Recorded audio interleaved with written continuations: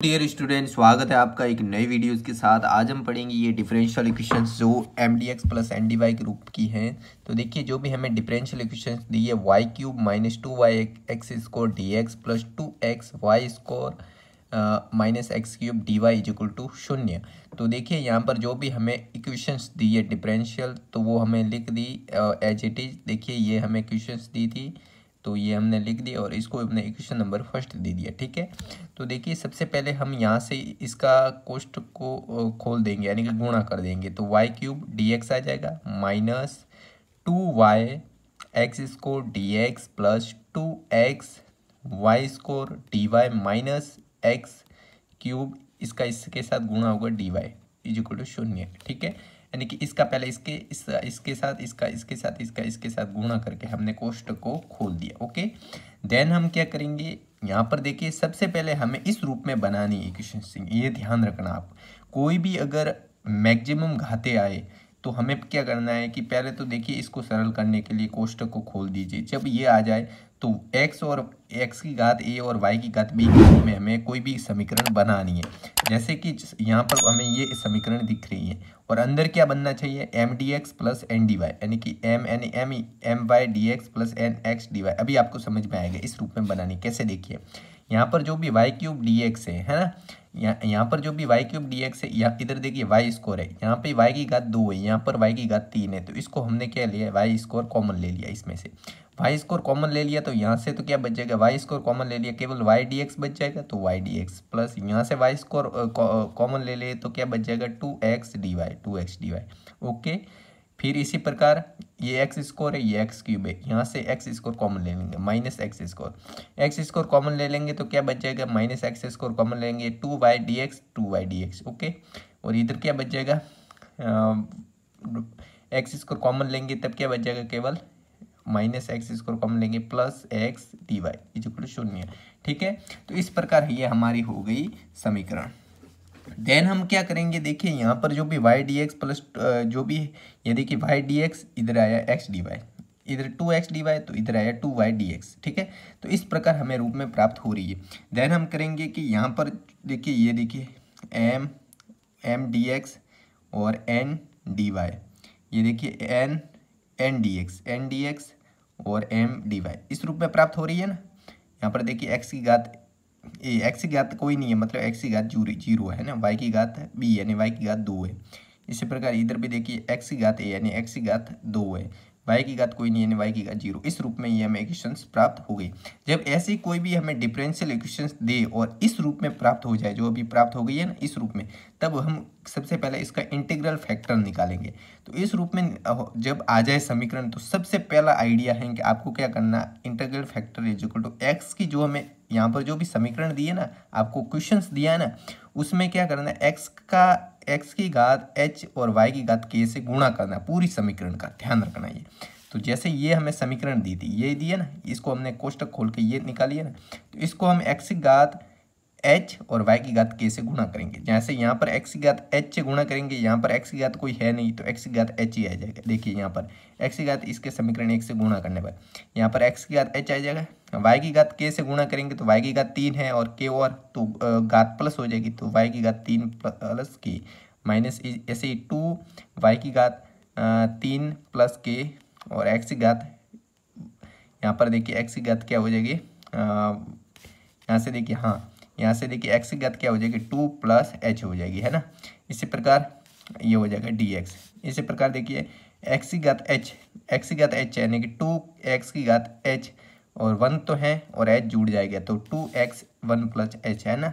इसी प्रकार यहाँ से गुणा करेंगे x की घात h y की घात k से, तो x की घात 3 तो है तो एक h आ जाएगी, तो x की घात 3 प्लस h और y की घात k हो जाएगी, तो x की घात 3 प्लस h y की घात k हो जाएगी, है ना, डी वाई इक्वल टू 0।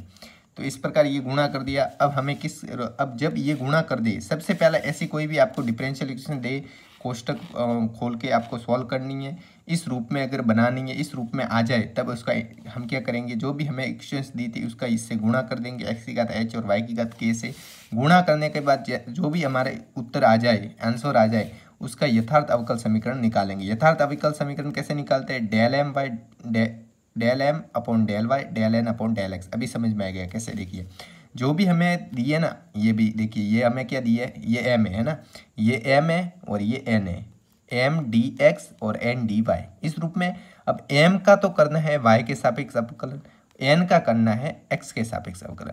अब देखिए जो ये दिया है ना, इसका तो करना है हमें वाई के सापेक्ष अवकलन।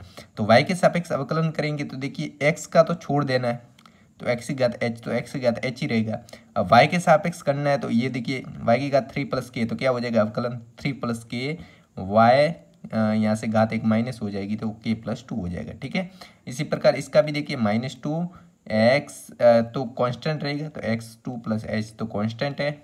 और यहाँ पर देखिए 1 प्लस वाई की घात का 1 प्लस वाई 1 प्लस के का अवकलन क्या हो जाएगा 1 प्लस के, और एक घात माइनस हो जाएगी तो 1 से 1 किया तो y की घात के आ जाएगा। इसी प्रकार अब इसका किसके सापेक्ष अवकलन करेंगे, n का करेंगे x के सापेक्ष, ये n है ना, ये m है, तो m d x N d y. अब n का करेंगे x के सापेक्ष, तो देखिए x का सापेक्ष करेंगे, तब यहाँ से देखिए 2, यहाँ से 2 है ना, ये देखिए 2 दिया है ना, मैंने भूल गया यहाँ पर 2 लिखना, तो ये 2, यहाँ पर 2,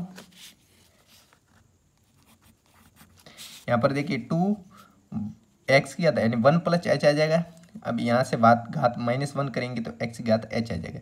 अब वाई तो कांस्टेंट रहेगा क्योंकि वाई के सापेक्ष अवकलन कर रहे नहीं रहे। इसी प्रकार इसका करेंगे तो एक्स की घात का तो अवकलन कर नहीं कर रहे, तो ऐसे कैसे लिखना है, वाई की घात का कर रहे हैं, सॉरी एक्स की घात का कर रहे हैं तो 3 प्लस एच, और एक्स की घात माइनस हो जाएगी तो h प्लस 2 आ जाएगा। y की घात का k का नहीं करे तो y की घात k ऐसे कैसे इक्वल टू 0। समझ में आ गया?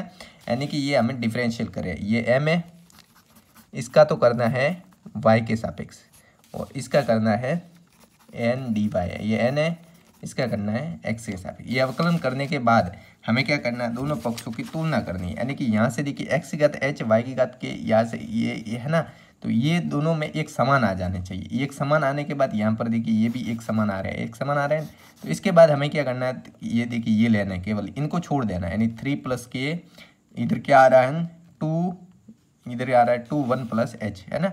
इसी प्रकार इधर क्या आ रहा है 2 1 प्लस के और 3 प्लस एच है ना।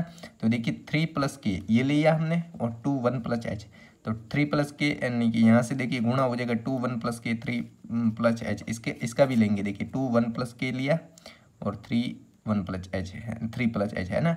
एक तो ये और ये लेंगे, और ये और एक ये लेना है ना। मतलब कहने का मतलब एक्स की घात एच वाले के जो सामने टर्म है वो बराबर में लिखनी है, और एक्स की घात एच प्लस 2 एक्स की घात एच प्लस 2 वाली टर्म जो भी आगे हैं ये बराबर में लिखनी है। तो देखिए यहाँ पर 3 प्लस के, यहाँ से गुणा हो जाएगा 2 प्लस 2h, और 2h माइनस यहाँ से क्या हो जाएगा, और 3 माइनस 2 इक्वल टू 1। इसको हमने क्वेश्चन नंबर 2 दे दी। इसी प्रकार इसको भी सॉल्व कीजिए, इसको सॉल्व करेंगे क्या हो जाएगा 2 plus 2k equal 3 plus H, 2k minus H equal to 1। तो अब देखिए यहाँ पर h माइनस, ये h माइनस का इसको प्लस का करेंगे, और ये प्लस है इसको माइनस का करेंगे इक्वल टू 1। इसको हमने सॉरी -1, क्योंकि ये प्लस का तो माइनस हो जाएगा, माइनस का प्लस किया, ये प्लस का तो माइनस हो जाएगा। 2 से गुणा करेंगे तो क्या हो जाएगा 2h minus 4k equal to -2। इसको हमने इक्वेशन नंबर 3 दे दिया। अब जो हमारे पास इक्वेशन नंबर 2 है ना, इक्वेशन नंबर 2 और 3 ये दोनों को क्या करेंगे, आपस में तुलना कर देंगे। जब इन दोनों की तुलना करेंगे यानी कि क्या हो जाएगा, तब 3k इक्वल टू, इन दोनों को जोड़ देंगे तो 3k आ जाएगा इक्वल टू 3, तो k इक्वल टू 1 हो जाएगा। आपको इक्वेशन दोनों सॉल्व करनी है ना, आपको तो आता ही होगा, ये तो समीकरण तो संतुलित करके दोनों का k का मान निकाल देना, k इक्वल टू 1 आ जाएगा है ना, क्योंकि h कट जाएगा, 4k में से k जाएगा 3k, और ये दोनों जुड़ जाएंगे तो k इक्वल टू 1 आ जाएगा। अब ये k का मान इस पहली वाली सेकंड समीकरण में रख देंगे तब h इक्वल टू 1 आ जाएगा है ना। और x व h के मान देखिए, ये जो भी k का मान आया इसमें आप रख दीजिए, तो यहाँ से h का मान आ जाएगा, तो h का मान आ जाएगा 1, और h और k के मान जो हैं आपको जो भी डिफरेंशियल इक्वेशन दिए थे ना उसमें रखने हैं, ठीक है। तो तब हमें देखिए जो भी हमने x h ये गुणा किया था, इसमें x की जगह जो भी x और k के मान आए ये रखने हैं केवल, है ना। तो इस प्रकार ये हमें प्राप्त होगा, क्या प्राप्त होगा, x की घात y, ये जो भी है ना, तो ये क्या है, ये हमेशा क्या हो जाएगी, यथार्थ अवकल समीकरण। तो इसका जो भी ये उत्तर आ जाए, इसके बाद क्या करेंगे, जो भी ये है ना m डी एक्स और ये n डी वाई, तो m डी एक्स लिखना है देखिए इसका कैसे करना है, यहाँ पर हमेशा y कांस्टेंट रखना है, यानी y को छेड़ना नहीं है, y को कुछ हाथ भी नहीं लगाना है, और प्लस एन डी वाई। अब यहाँ पर देखिए एन डी वाई, अब देखिए जो भी यहाँ पर देखिए x की टर्म होनी नहीं चाहिए, अगर आपके पास x की टर्म है तो छोड़ दीजिए। देखिए यहाँ पर आपके पास x की टर्म है, यानी y के साथ x की टर्म है, इधर भी y के साथ x की टर्म है, तो इस प्रकार इसका हम क्या लिखेंगे, 0 लिखेंगे, ठीक है। और डी वाई, और इसका कैसे लिखेंगे, जो भी हमें दिया है वो ऐसा कैसे लिखो, और y को केवल छोड़ देना है, मतलब m जो भी dx के साथ जो भी पद है ना उसको ऐसे के ऐसे लिखो, x dx के सापेक्ष हमें करना है इंटीग्रेशंस, और y को नहीं छेड़ना है, कांस्टेंट रखना है। इस प्रकार इधर भी जो भी हैं x के साथ नहीं, y के साथ x के साथ कुछ भी होना नहीं चाहिए, y के साथ कुछ भी होना नहीं चाहिए, परंतु यहाँ x है इसलिए यह मैंने 0 लिखा। अगर यहाँ पर x नहीं होता तो यहाँ पर मैं y क्यूब लिखता, ठीक है। तो यहाँ है इसलिए मैंने 0 लिखा, इज इक्वल टू c। तो देखिए इसका डिफरेंशियल कर दीजिए, x इसका हो जाएगा x का dx के साथ x square y to the power 4 x square upon 2 हो जाएगा डिफरेंशियल, सॉरी अब integration x square upon 2 y की घात 4 माइनस, इसी प्रकार इसका भी इंटीग्रेशन हो जाएगा एक्स की घात 4/2 वाई स्क्वायर 2 से 2 नीचे वाले से ऊपर वाले कट जाएंगे, ठीक है। ये ऊपर वाले 2 है, नीचे वाले 2 से कट जाएंगे, is equal to c x square y to the power 4 minus x to the power 4 y square, ये 2 इधर चले जाएंगे एलसीएम लेके, तो x square y to the power 4 common लिया, तो y square minus sorry x square y square common ले लिया, y square minus x square, इसको हमने C1 के रूप में दर्शाया है ना, C1 2C को हमने C1 के रूप में लिया है, जो कि अभिष्ट अवकल समीकरण का हल है। Thanks for watching the videos, मिलते हैं नए वीडियोज़ के साथ, तब तक के लिए धन्यवाद।